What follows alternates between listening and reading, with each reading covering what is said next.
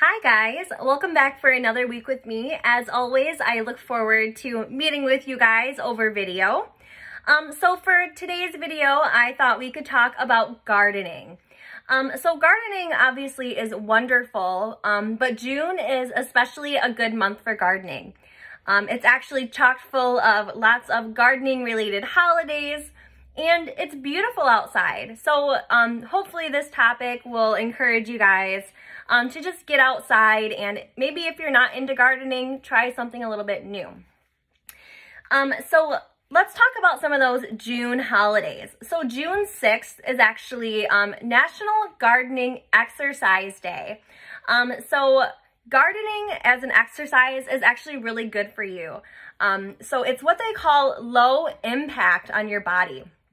So as long as you're doing what they call ergonomically correct gardening, so all that means is that's really fancy for saying as long as you're kind of taking care of your body as you're doing it and making sure you're comfortable, it's a good way to exercise. There's lots of things you can do, like get gardening mats, making sure that you're sitting when you're gardening, having your bucket close by so that you are not having to lean over so far. So that is June 6th. So gardening, it can be relaxing. Not only is it good for the environment, but it's actually really good for you. There's actually been research done that proves that spending time outside is very good for your stress levels. It can actually reduce your stress levels, and it can actually improve your brain function, which are all really positive things, right? So June 13th is actually Weed Your Garden Day. So June 13th is definitely another opportunity to get outside, get some garden related exercising going. Not only that, it'll help your yard to look better. I know nobody really likes to do weeding, but not only is it going to be good for you to get outdoors, it's going to be great for your yard because it's going to make things look more beautiful. So the other garden related holiday that June actually has is June 16th. It's actually Fresh Vegetable Day. So it encourages you to eat a lot of fresh vegetables, especially if you're someone that grows your own vegetables. It's a good day to get out there and to start just taking care of those plants and picking anything that's ripe, maybe making a garden fresh salad. So moving on to talk a little bit about the month of June and the flower that's associated with that. So when I think of summertime, I always go back and have the memory of when I was a child. My father planted rose bushes, and they would always climb up the side of the porch. They'd wrap around the big columns that held the porch up and everything. And I definitely remember getting a little too close and getting poked a few times. So these roses, they were always really small, and they smelled super sweet, especially on those hot, warm, summery days. I thought this would be a good memory to share with you guys, seeing as the month of June is actually all about roses. Roses are the flower of the month of June. So roses have been actually cultivated for a long time. So what I mean when I say I'm cultivated is that people have actually been planting them and taking care of them. So other than finding them growing in the wild, people have actually put them in pots and in their homes and things like that. They've grown them because they like them. So that's kind of what cultivated means. So roses are actually an extremely old flower. So there were actually some researchers out there looking for fossils, and they actually came across rose fossils that were over 35 million years old. That's right, 35 million years. That's a long time. So the word rose actually comes from the Latin root. So meaning a lot of times they have a special fancy name that is hard to pronounce. A lot of times it comes from Latin. And the Latin word for rose is rosa. So it's very similar to what we actually call it in English, which is the rose. So there are about 150 different kinds of species of roses. They come in all different colors, shapes, sizes. There's definitely a big variety of roses. So They're actually grown throughout the world, but cultivation of roses actually started in China, Japan, and pretty much just in Central Asia, starting about 5,000 years ago. So 5,000 years ago, people in Central Asia decided they were so beautiful that they were going to plant them and kind of keep them around their homes and things like that. They thought it was important enough and beautiful enough to grow them themselves versus finding them in the wild. So there's actually an ancient story about how the rose came to be. It's actually a Greek mythology story, okay? So it talks about how this lovely flower came to be or came into existence. So in Greek mythology, roses are said to have been created by the goddess of love. And who's the goddess of love, you may have guessed, is Aphrodite. So it said that there was a man, Adonis, that lay dying, and the blood actually of Adonis mixed with her tears and upsprang these beautiful roses. So maybe that explains kind of why a lot of times roses are red. So in ancient times, even then, they were very beautiful. Back then, there was in Egypt, the queen of Egypt at the time, her name was Cleopatra. She's actually a pretty famous pharaoh that reigned way back when. But she always wanted to be associated with the smell of roses. So when she went out in public, she always wore roses. She'd wear them on her body so that when people got close, they smelled these roses. She always wanted people, whenever they saw roses, to think of her. So that was kind of her way, going out and about in public with roses attached to her. Kind of a good idea. So the rose is definitely beautiful, but it also happens to be the birth flower of those people born in June. It's also a symbol that people use to celebrate their 15th wedding anniversary. It can be a wonderful gift, whether it's for a birthday or just even a thinking of you present, right?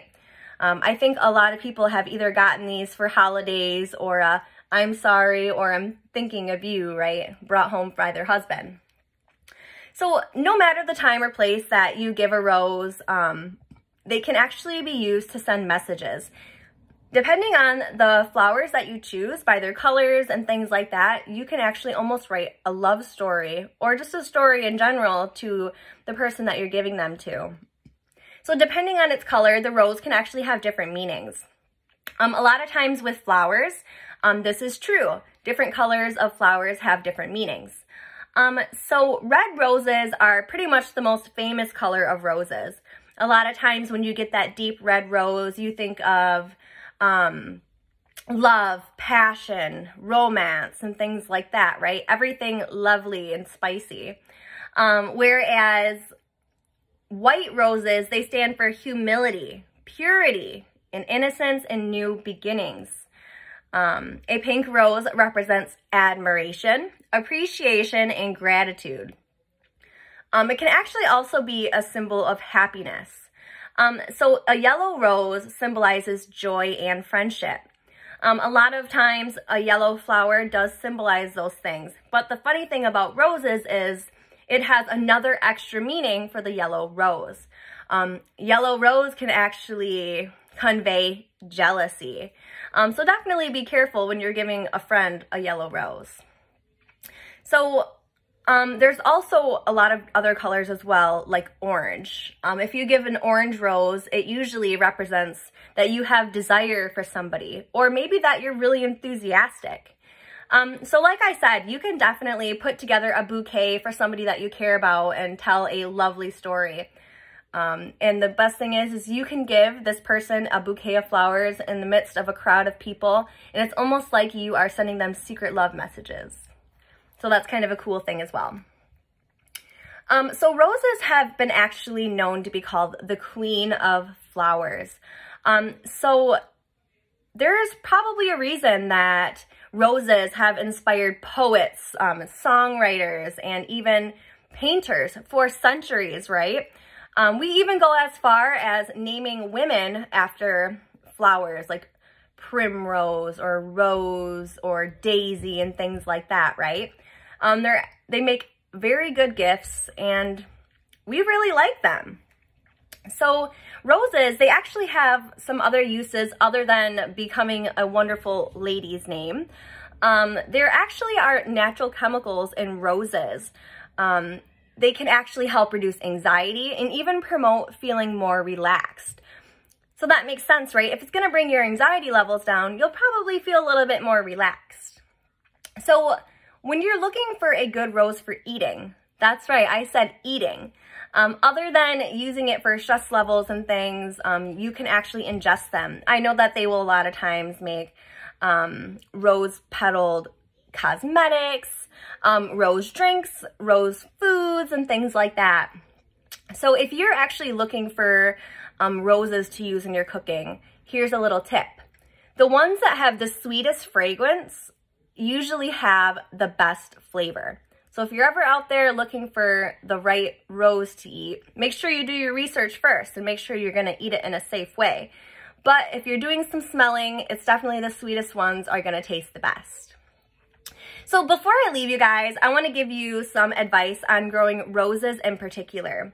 So whenever you buy a plant, a lot of times it comes with a little tag attached, and it will give you tons of different kinds of information on there. A lot of times it'll tell you how much sun it's supposed to have, where's a good place to plant it because of how big the roots may get and everything like that.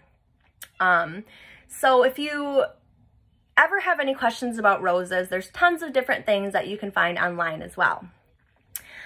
So remember also, if your roses need a little bit of pick-me-up or a little bit of extra help, you might think about actually giving them some fertilizer. But a good tip is there's a lot of things in your home that you can actually give your roses to help them just do a little better. Some of these things are eggshells. You can crush them up really small. And the calcium actually in the eggshell is really good for them. Some people will use coffee grounds after they drink their morning coffee. They'll go and put their coffee grounds right onto their rose bushes. Banana peels. Some people even use fish bones. So like I said, you know, if you think your roses need a little bit of pick-me-up, there's always things around your home that will help just to make them more beautiful. So I hope you enjoyed this video and I hope you learned something new. If you are a rose expert, you may not have learned anything new, but I hope this was a good refresher for you guys. So as always, I look forward to seeing you guys again. And if you enjoyed this video, go ahead and give us a like and feel free to start a conversation and share something interesting that you learned today. And until next time, I'll see you soon.